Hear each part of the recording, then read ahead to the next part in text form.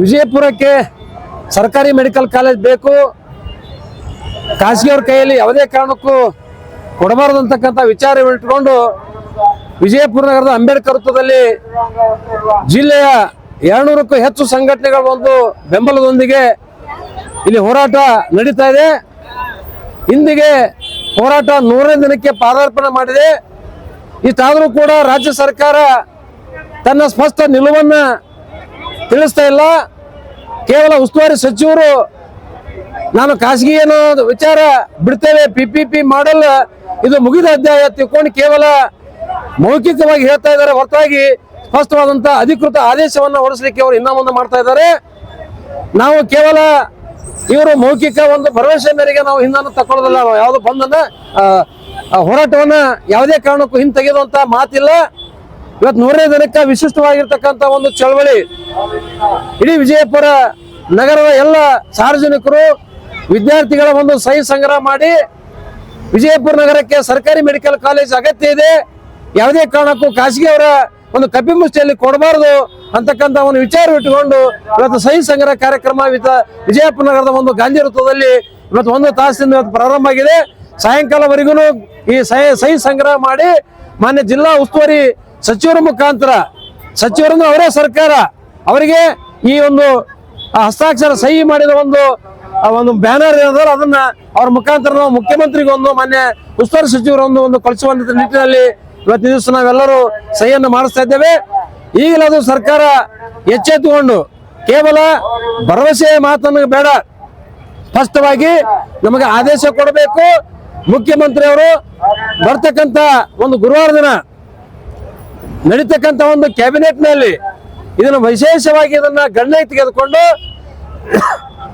ವಿಜಯಪುರಕ್ಕೆ ನಾವು ಸರ್ಕಾರಿ ಮೆಡಿಕಲ್ ಕಾಲೇಜನ್ನು ಸರ್ಕಾರಿಯಾಗಿ ಪ್ರಾರಂಭ ಮಾಡ್ತೇವೆ, ಯಾವುದೇ ಕಾರಣಕ್ಕೂ ನಾವು PPP ಮಾಡಲ್ ಅಲ್ಲಿ ಮಾಡದಲ್ಲಿ ಅನ್ನತಕ್ಕಂಥದ್ದು ಒಂದು ಸ್ಪಷ್ಟವಾದಂತ ಘೋಷಣೆ ಮಾಡಿ ಒಂದು ಆದೇಶ ಹೊರಡಿಸಬೇಕು.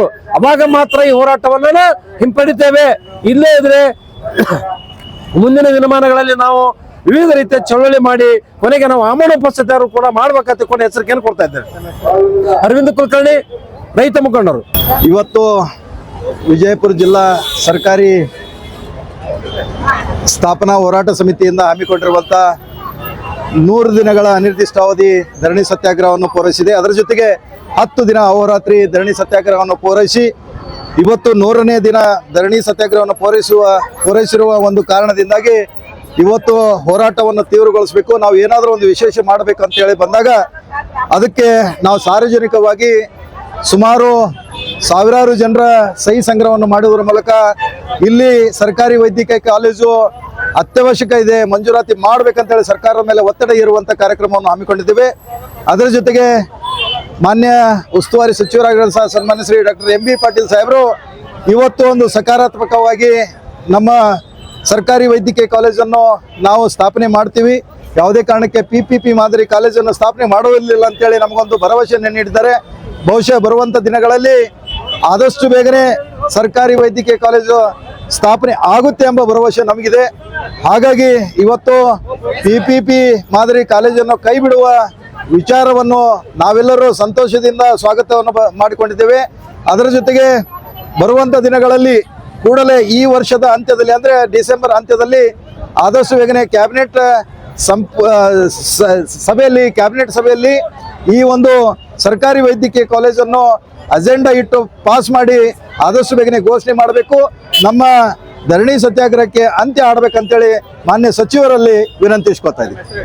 ಸುರೇಶ್ ಬಿಜಾಪುರ, ಸಾಮಾಜಿಕ ಹೋರಾಟಗಾರರು. ಏನು ಇಂದಿನ ದಿವಸ ನಾವು ವಿಜಯಪುರದ ಹೃದಯ ಭಾಗವಾದಂಥ ಗಾಂಧಿ ವೃತ್ತದಲ್ಲಿ ನಾವು ವಿಜಯಪುರ ವೈದ್ಯಕೀಯ ಹೋರಾಟ ಸಮಿತಿಯಿಂದ ಏನು ನಮ್ಮ ವಿಜಯಪುರ ಜಿಲ್ಲೆಗೆ ಸರ್ಕಾರಿ ವೈದ್ಯಕೀಯ ಕಾಲೇಜೇ ಆಗಬೇಕು, PPP ಮಾಡಲ್ ಕೈ ಬಿಡ್ಬೇಕಂತೇಳಿ ನಾವು ಒಂದು 100 ದಿನಗಳಿಂದ ನಾವು ಅಂಬೇಡ್ಕರ್ ವೃತ್ತದಲ್ಲಿ ನಾವು ದಿನಾಲು ಏನಪ್ಪಾ ಅಂತಂದ್ರೆ ನಾವು ಚಳವಳಿ ನಡೆಸ್ತಾ ಇದ್ದೇವೆ.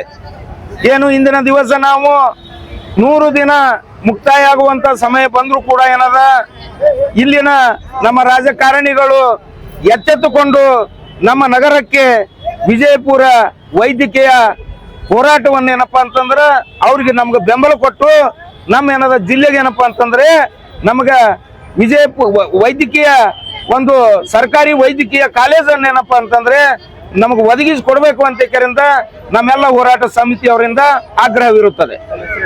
ಡಾಕ್ಟರ್ MR ಗುರಿಕಾರ್, ಕರ್ನಾಟಕ ರಕ್ಷಣಾ ವೇದಿಕೆ ಬಹುಜನ ಸಮಿತಿ ರಾಜ್ಯಾಧ್ಯಕ್ಷರು. ಇನ್ನಷ್ಟು ಸುದ್ದಿಗಾಗಿ ನಮ್ಮ ನ್ಯೂಸ್ 11 ಕರ್ನಾಟಕ ಚಾನೆಲ್ಗೆ ಲೈಕ್ ಮಾಡಿ, ಶೇರ್ ಮಾಡಿ, ಸಬ್ಸ್ಕ್ರೈಬ್ ಮಾಡಿ.